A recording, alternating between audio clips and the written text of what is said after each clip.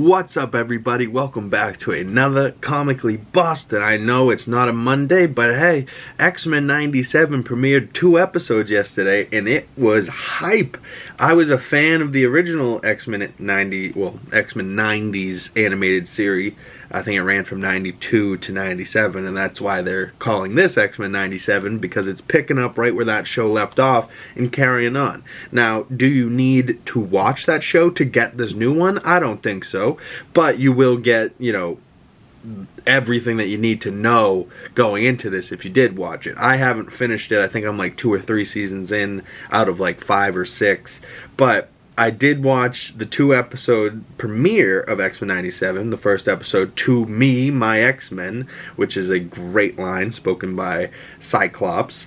And then also, spoilers, we're talking spoilers for these episodes, Magneto shows up at the end of that episode, which was also in the trailer for this series, and says, everything that was Charles Xavier's in his last will and testament belong to me, my X-Men. And then it cuts and it starts the second episode. Second episode was called Mutant Liberation Begins. So we now have 8 more episodes. So 8 more weeks of this going until May 15th for the season finale. So every, Tuesday, every Wednesday-ish, every Tuesday, Wednesday, Thursday-ish, I'll have a video out talking about X-Men 97. But for those of you that don't know, next week's episode will be called Fire Made Flesh, and that will come out on the 27th. But the animation style, the look, Marvel also released this little poster, and it's kind of like on a bookshelf over the VHS tapes of X-Men 97, now streaming, new episodes, new era. You see Bishop at the top there, Jean to his left, Beast on the right, Storm, Rogue, Morph, Wolverine, of course, Jubilee, Gambit, and Cyclops. I was never a big Cyclops guy. I was always a huge Wolverine guy. But this first episode really made me a Cyclops guy, if you know what I'm saying. But I've always also been a Gambit guy. But I thought, what's his name? Taylor Kitsch from X-Men Origins Wolverine was a pretty good Gambit. I'm ecstatic to see if Channing Tatum gets his shot at Gambit.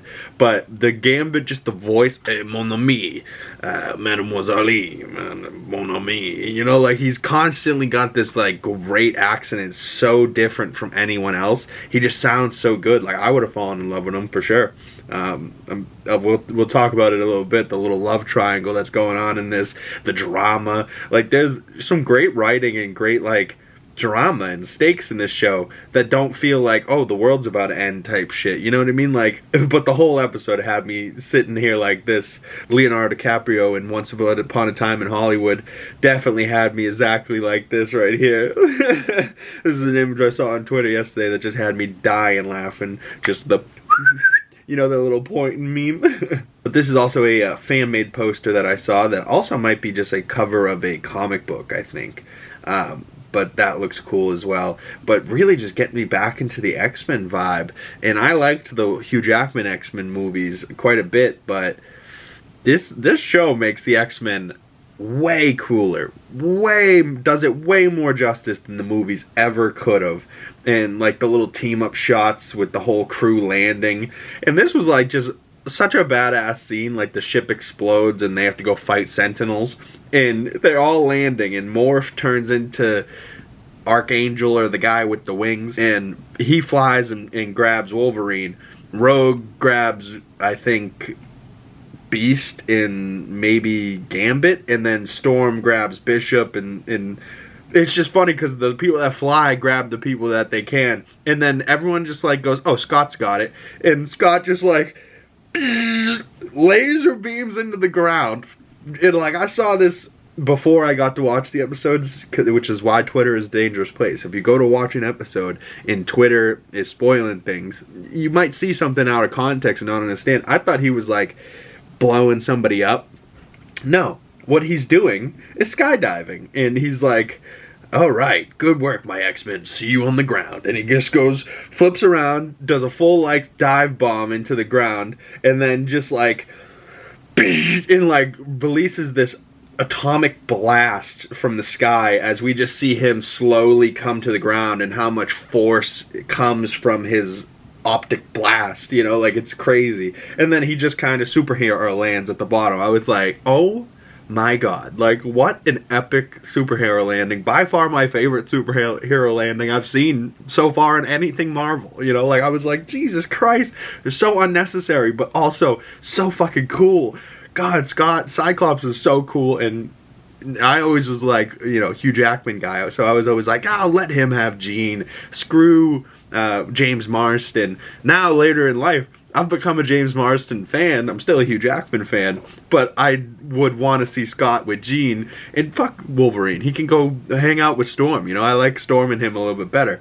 But what happens to Storm later in the second episode, we'll talk about it. Heartbreaking. But I love when they're like helping out the mutant that would be called Sunspot at some point. I think he's just Roberto at the moment. But, you know, I love that they're like shirtless and working out. Jean's pregnant, you know, like they're all just kind of hanging out around the X-Men house, or the X-Men mansion, and then all of a sudden Magneto comes in and tells them this is my shit, you know, and they weren't really having that right away, for sure. You know, they all come in ready to rock. Wolverine's with the claws out, Storm's got the lightning ready to go, Rogue's over top like, fuck you bitches.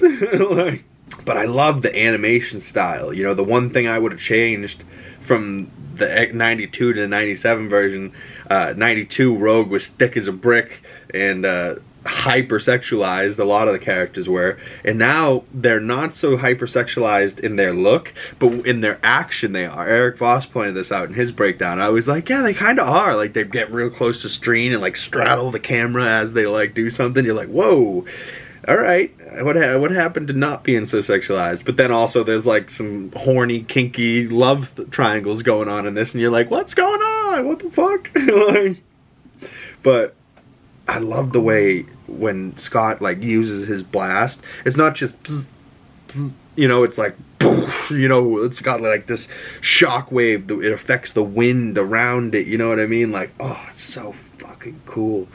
But the whole team, it's good to see the guys back together.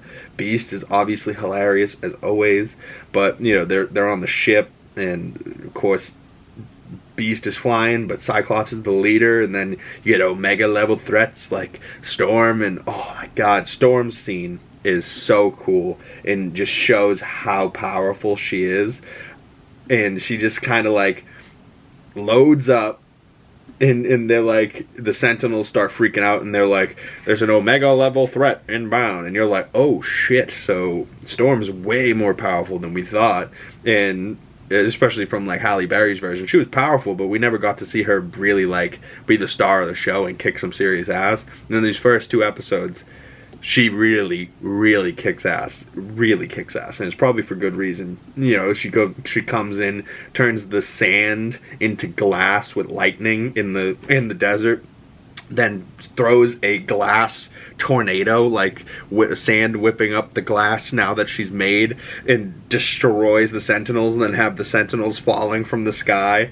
It's wild shit that she's able to do. Like, she's a fucking beast. And then, you know, there's obviously the great shot from the trailer where Wolverine's running in, throws out the claws, Gambit hops on his back, powers up the claws, so he's got like these powerful claws. Then he throws the staff so he can jump off the staff. Morph turns into Blob so he can use him as a boost, bounces off of his gut, slices the head off of Megamold. Like, ooh, some badass action. I was like, I thought he was going to land and do the same thing they do in the Danger Room in X-Men The Last Stand. Wolverine goes, throw me, to Colossus. He gets thrown, slices off the head falls, and he walks out from behind it and goes, class dismissed. Great line, but also Fox's X-Men, so very corny. But Magneto, I never thought Magneto, with the long hair and this outfit, would have been a vibe for me. He's kind of handsome, you know, like, he's kind of a beast, and I always loved Ian McKellen, so I'm just picturing Ian McKellen jacked with long white hair and this costume and like just being a beast, and I love it. You know, I love it that much more because of it. But you know, at the first episode I was like, oh, look how cute Rogue and Gambit are. I'm like, and Gambit really loves her. And then apparently there was like this fling that Rogue had with Magneto back in the day. Like, what? So going into the third episode and the rest of the season, there might be this love connection between Rogue and Magneto, and poor Gambit sees Rogue coming out of Magneto's room and like drops the Queen of Hearts because she was the queen of his heart. Like, I was like, damn, why? And then I loved earlier in the episode, Gambit had like a crop top on and he's showing like beeline and he's fucking cooking beignets. Like, what? Like, his hair's got ponytail in the back. Like, Gambit's a fucking beast. Like, how could Rogue choose Magneto over this guy? We're like, alright, I get it. Magneto's a daddy. But fucking this guy's a beast too. I'm Team Gambit. But at the same time, Magneto's a beast. You know, how can you not like Magneto? But going on this season, the second episode, right, Magneto is in cuffs. He goes to court and, like, you know, he could have wiped people out and be the Magneto that we know him to be, but he's choosing the higher road for his friend Charles Xavier that left this to him, and he's going to see Charles's vision through, and that's very respectable. But at the same time, you're like, something's not right here. I don't believe him. And then he goes to court and he like faces due trial, and the FOH, which is like the Friends of Humanity, I believe, come in to try and stop him. And this guy masked up, he has a name too, Annihilate or something like that. Either way, that guy, not very good. He's just a human with a mask on and shit, but he's got a powered up Sentinel gun, and he shoots at Magneto, and Storm jumps in front of him, takes the shot to the back. You could see it on the front of her costume, and whatever he shot her with took away Storm's powers, which, very, very sad, because Storm leaves. She doesn't even feel like Storm anymore. She doesn't even feel like Aurora. She, like, just pieces and just goes, no, you know, I felt all those memories I have with you guys feel like another person's memories. And it's, like, super sad. And she gets on a bus and just, like, goes to be a regular person with her giant white mohawk, which is still hilarious. But I don't think Storm's gonna be like the rest of the season. Like, she was so badass and so powerful in these first 2 episodes, and then all of a sudden she's just going to be sidelined the rest of the season. Like, that is incredibly sad. And I hope that her powers come back and that she's not just like sidelined forever. Like, but then there's also a second Jean at the end of this second episode, so like, we're going to be dealing with some multiverse stuff. So is this show canon to the Marvel Universe? I believe so. I haven't heard them say one way or another. It is Marvel Animation, but What If is kind of tied to the Marvel Cinematic Universe, but it's also implied that they're different universes. So maybe this is another X-Men universe. Maybe this is just the animated version of the X-Men universe that we saw Monica Rambeau go into in the Marvels. I don't know. But that beast at the post-credit scene of the Marvels is very, very similar to this one, but it's just voiced by the live-action voice of, what is it, Kelsey Grammer? And I think that's his name. Fraser. But I don't mind that the voices will change, but I like that the looks will stay similar. I gotta say, just within these episodes, I really am digging Cyclops. But they have a baby, Nate Summers, which will probably be Cable, right? You know, but Cable's been in the show in the future, and he's a time traveler, so like, how's that work? But also, how is there 2 Jeans? Is the Jean that was pregnant and had that baby not Jean? Is the Jean that knocked on the door and said she needed the X-Men not Jean? Are they both Jean, and she's a Jean from a different universe, and how'd that universe come here? I don't know. I don't know these answers, but hopefully these are all the answers and questions that we're going to be asking this season, and hopefully they all get their answers. But I am so excited for next week to see episode 3, and that will be titled Fire Made Flesh, followed by Motendo / Life Death Part 1, then Remember It, then Life Death Part 2, then Bright Eyes, then Tolerance is Extinction Part 1, Tolerance is Extinction Part 2, and Tolerance Extinction Part 3, the season finale. And they did talk to Gyrick, the guy that he was a big villain in the original animated show, and he looked very intimidating. I almost, like, from the look of him, just seeing him in animation, not knowing who he was, I was like, is that Norman Osborn? But he has glasses on, and they're like mirrors, so like super intimidating. But he's staring down Cyclops and Storm that are like interrogating him, and he's like, the tolerance is extinction, so that he's pretty much teasing the end of this season where he's going to be probably broken out of jail and be somehow the main villain, or you know what I mean, but they're just going to use his words for the 3-part finale. But I don't know, I have no idea. The show is throwing me for a loop a little bit because I'm much more of a live action guy, so I'm like, well, I really like this, but then the animation looks so good and the story kind of grabbed me that I'm like, man, I didn't want to like this, but I'm really thoroughly impressed. And like, I'm a Marvel fan, so of course I was going to like it, but I just didn't expect to love it, you know what I mean? And I'm totally down for it. So comment below your thoughts on X-Men 97. Who's your favorite X-Men? That would be a good question. Do you like the love triangle between Gambit, Rogue, and Magneto? And if so, are you Team Magneto or Team Gambit? I need to know these things in the comment section below. But also, how sad are you about Storm? Oh God, my heart. But please like, comment, subscribe.